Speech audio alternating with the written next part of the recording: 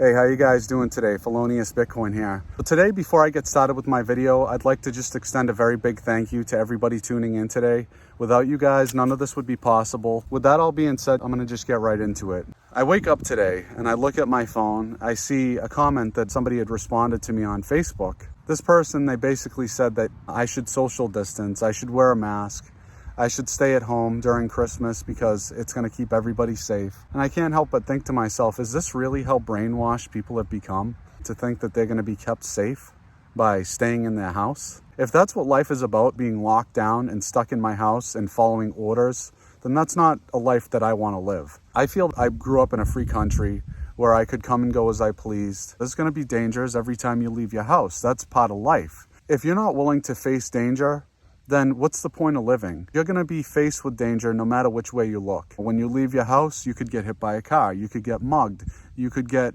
shot or stabbed if you go through the wrong neighborhood, if you talk to somebody the wrong way, or if you simply just cross paths with the wrong person. It's all possible. These people in charge of our country and the world, it seems like, they think that it's okay to lock people down continuously, push people out of their jobs, destroy any kind of purchasing power that they have by way of debasing their currency. For those that don't believe that, look at the situation today. Almost 1 million people are consistently losing their jobs each week. What does that tell you? What kind of economy are we going to have where people can transact if they can't go to work to produce things? The people out there that tell us to stay in the house and stay safe, they really haven't looked at this too closely. I can tell you that with absolute certainty. I've looked into this. I've had time to look into all this. Other people don't have that luxury. And for those people, I feel bad. But at the same time, I feel like it's my duty to humanity to try to do something that is productive and right. Try to stick to the Constitution as much as possible. I think that's something that everybody else should advocate to do. Let's go back to 2001 when those airplanes hit those buildings and take a look at how that worked out for us as Americans and pretty much everybody globally. Banks and governments were given the right to seize people's assets, currency out of their bank account without any kind of due process. Does that sound constitutional to you? Does that sound lawful to you? What if somebody gave you the right to go in somebody else's bank account without their express knowledge, without notifying them first, and just taking everything that they had? This is the world that we live in, where people think that they have some sort of purchasing power with an instrument such as the US dollar, where it can be confiscated or seized without a moment's notice to the people in charge of the system. They don't have to have any reasonable suspicion. There's also a law out there, it's called civil asset forfeiture. And for those that don't know, it basically gives police and government officials the rights to seize assets without having any kind of reasonable suspicion of a crime. They can take it without having any kind of reasonable suspicion or any reason at all. Say you're driving home and the police pull you over and they tell you to get out of the car because they want to search it. They can do that. When they look through the car, if they manage to find $10,000, they can seize it and take it from you. If you try to get those confiscated funds back, what's going to happen is you're going to spend so much time in the legal system trying to fight it that it's going to cost you more time, money, and energy than the $10,000 that you lost initially. This is the cost of doing business for the government. This is exactly the reason why we have a corrupted system, because people make asinine, stupid laws like this. This is what I'm trying to fight against. I'm trying to fight for your freedom, for my freedom, trying to spread good information so that way people can continue to wake up on a daily basis to see what's really happening around them. Almost 1 million people every week are losing their jobs. Almost 1 million people. Just try to imagine what 1 million people looks like. How many jobs have been lost every week? How many people have been forced out of a job? How many people are questioning how they're going to pay for their next meal? How many people are not able to take care of any kind of car repair or pay their mortgage, or they're late on their mortgage, or they can't pay their phone bill, or they're late on it, or their internet has gone out? This whole economic collapse is just a snowball effect from the very beginning. This is going all the way back to before 2008, before 2001. They took us off the gold standard. Governments have no accountability. They can just print currency into existence until it's worthless. Does that sound like a sound system? Does that sound like the people in charge have your best interests when they can just print currency into existence for any reason? All the world's currencies have been pegged against the US dollar. It stands to reason why this collapse is happening globally, why this invisible enemy is attacking everybody at the same time globally. It's because every country, as well as their currency, has pegged themselves against the US dollar. A US dollar which can now be printed into oblivion. Governments and banks can have more control over you. Think about it. It makes perfect sense why they would do this. Power and control. Take a look at the face masks that you see people wearing. I'm just going off common sense here, so try to stay with me. If you go to the bathroom, you're excreting waste out of your bowels, right? Toxins and other kind of impurities within your body are exiting your body. Same thing when you sweat. Same thing when you throw up. Same thing when you exhale. When you breathe out, your body is trying to get rid of toxins. When you have a muzzle on your face that's blocking everything from going out, it's going to get stuck in that mask, and then eventually it's going to get breathed back in. So you're going to be breathing your own waste back into your lungs. I'm no doctor, but I'm just trying to use my own common sense here on this. I'm thinking that you guys should do that too. I heard about a case of a 4-year-old kid in Missouri who was wearing his face mask, and he ended up getting bacterial infection in his lungs. It plays right into these people's hands. People are going to get sick because they're wearing a face mask. Kid almost ended up dying. He had to be rushed to the hospital. They treated him, and he was released. This was like 4 or 5 days ago. I'm not sure if it's on the news, but it was something that I heard from a very credible source, and I tend to believe credible sources more than the mainstream media. I apologize for that. Just my common sense alone tells me that that's not a very good idea. I wasn't born with a face mask on my face, so it's probably not the best idea to put one on. We're supposedly living in the freest country in the world, but yet we're being told to stay in our houses, being told to wear a face mask, being told to social distance. How come they never did this for the flu or any other disease? How come they don't have these kind of protocols in place for like HIV and AIDS? You know, that's an invisible enemy. You can't see that, and that kills people, right? The mortality rate as far as this invisible enemy goes is less than 1%. So I want to know what you guys think as far as what's an acceptable loss. Is it 1%, or is it almost 100% guarantee that you're going to lose your job, you're going to lose your income, you're going to lose any way that you had to pay for food, because now you don't have an income. So now guess what? You're completely dependent on a government that doesn't have your best interests, being told for you to social distance and stay in your house even more. I've looked at this whole thing on a global scale, not just here in the United States, but in other countries. And that's something that I think you guys should do. Go and look up news articles about other countries and their economic collapse, and then come back and tell me that you think they have our best interests. Why is it that most of these populations are rioting and rising up against the people in charge if they think that the people in charge have their best interests?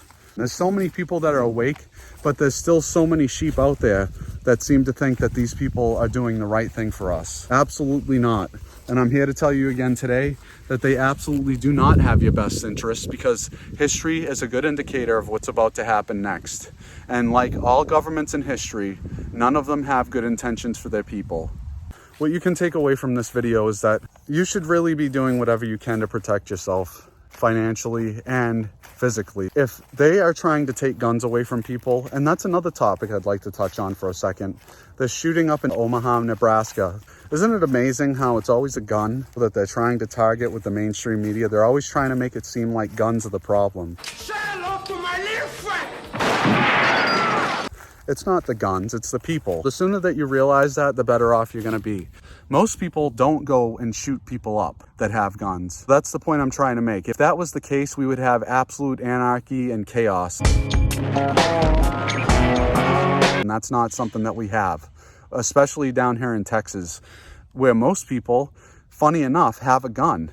I'm friendly with all my neighbors. We all know what's at risk. Our constitutional rights are being threatened. We all know that down here in Texas. Everybody down here knows. It's not like anybody down here is brainwashed. People that live up in the northern states, they have been so manipulated and indoctrinated by the people in charge that it's completely game over for some of these people. They've been plugged into the matrix for too long, so trying to unplug them would cost them their life. It's something called cognitive dissonance. When people are presented with information that goes against their core beliefs, they can't handle it. And that's something that we're witnessing today, is a lot of people can't handle the truth. That's the reason I make these videos, is because I'm trying to spread the truth as much as possible. I'm trying to wake people up as much as possible. Open your eyes to see what's really going on here, because Over time, these governments have completely taken advantage of their people. Can you afford to pay for your mortgage? Can you afford to pay off your house? But back in 1913, when houses were a lot cheaper and wages were a lot less, people could do it. People could take multiple vacations a year. Is that something that you think you can do? Or is that something that the people at the very top can do? Let's go back to, I think, the mid-70s, when CEOs earned an average of 21 to 1 as far as wages. They would earn 21 times more than the people that they had working for them in the 1970s. And now today, that number has risen from 21 to about 320 to 1 over their employees. So you tell me how equal and honest and unmanipulated this system is. I just thought people would have more common sense than they do. It's a shame that they don't. What's an acceptable loss for you? Is it 1% or is it almost 100% guaranteed that you lose your job when you have these lockdowns, when people are stuck in their house, forced out of a job, forced out of any kind of way to pay for their bills, their basic necessities, their housing, their clothing, their kids' tuition, anything like that? If you think that locking people in their houses is going to fix the problems that we have, then you deserve what's about to happen to you. I'm sorry to say that, but if that's how brainwashed you become to think that that's the way that this is all going to go and that's okay to keep on doing that, then you have another thing coming. You've been stuck in your house for too long. You've been without oxygen to your brain. You've had a face mask on for too long. Your problems are about to get a lot bigger, a lot quicker, and you're not going to see it coming. When it does happen, when your purchasing power is absolutely nil and you have nothing to show for it, you're going to have nobody to thank but yourself. If you don't prepare right now to the best of your abilities in any way possible, then you're going to become a casualty to what's about to happen. Look into this. The people in the media, they have absolutely everything to gain, because the people at the very top of this pyramid scheme, they dole out currency to the people that they know first. Okay, and then it trickles its way down to you, and by that time your purchasing power is nothing. So they have a vested interest at the top to lie to you about everything going on. So what ended up happening with this whole infection is more people ended up suffering because of the response to this infection, as opposed to the actual infection itself. That's something I think you guys should look into. Stop being so naive and stop believing everything that the mainstream media tells you. Have they had your best interests back in 2008 when they said that you should buy a house? Did that work out for you guys? Did it work out for you guys when you got an adjustable rate mortgage and your rates went from like 4% up to 15%? That's another reason why I think this whole system is a Ponzi scheme. If you look closely enough at it, you'll see that's exactly what it is. It's amazing that the people that are in charge of running a country are given their position of power based on how well they can campaign, how well they can speak, how well they lie to you, and how much money they make to campaign. That's all it comes down to. It has nothing to do with core principles or doing the right thing. It has absolutely everything to do with monetary gain. That's why I think if you're on the left or if you're on the right, it doesn't make any bit of difference. If that's a world that what you want to live in, where you're being constantly locked in your house and told not to go somewhere and do something because of an invisible enemy, then I feel sorry for you. I really do. If that's the life you're going to live, what kind of life could it possibly be? With any kind of upside, you're going to be taking risks. That's always the case. Life is a big risk, okay? And you can't avert every kind of risk there is. You can take precautions and do your best to try to stay out of harm's way. Why don't they tell you to do that? If you're afraid for your life and if you have a compromised immune system, that maybe you should stay in, but you still have the right to leave if you want to. That's your right as a human being. It's a basic human right to have freedom of movement, to go out and do things that you want to do. It's not just your lives at stake here, it's your future generations, your children's lives at stake, their freedoms at stake. I just don't see how this invisible enemy was able to infect every country all at the same time. It's just amazing how that happened. How it happened in the same way that currencies are pegged against the US dollar. And as they're all collapsing, magically, this invisible enemy appears out of nowhere to lock everybody in their houses just in time, but just a day late, right? We have a day late response to an invisible enemy that they said wasn't a big deal at first, and now it is a big deal. And then they say, oh, you can leave your house, but now you're locked in your house again. If the lockdown worked the first time, Why the need to do another? And if it didn't work the first time, why the need to do another? Why the need for the face masks if the lockdowns work? Why the need for the lockdowns if the face masks work? Why the need for any of this if anything worked? But it's not about an invisible enemy. It's not about an infection. It's about the economy. They don't want people up in arms against the people in charge. That's what it really comes down to. That's why they want you to stay away from other people. That's why they want you to stay in your house. They don't want you to cause any kind of waves that might set something off. We're already past that point. I think that the only response that these governments could possibly have to the people at this point is to put out the military, to silence them, to put them down, kind of like the Nazis did with the Jews. Isn't it amazing that with the response to this infection that we're seeing even more problems take place? Shootings, protests, burning buildings down, defacing property, destroying property. It's amazing how it all adds up in my mind, but some people out there, it just doesn't make sense. I gotta get out of here. I gotta take care of these animals. I hope you guys enjoyed today's video. So if you did, please leave a like on today's video. Please comment down below. If you haven't subscribed yet to the channel, I would really appreciate it. So if you can, please subscribe to the channel and hit that little bell notification icon. And yeah, I'll talk to you guys soon. Take care.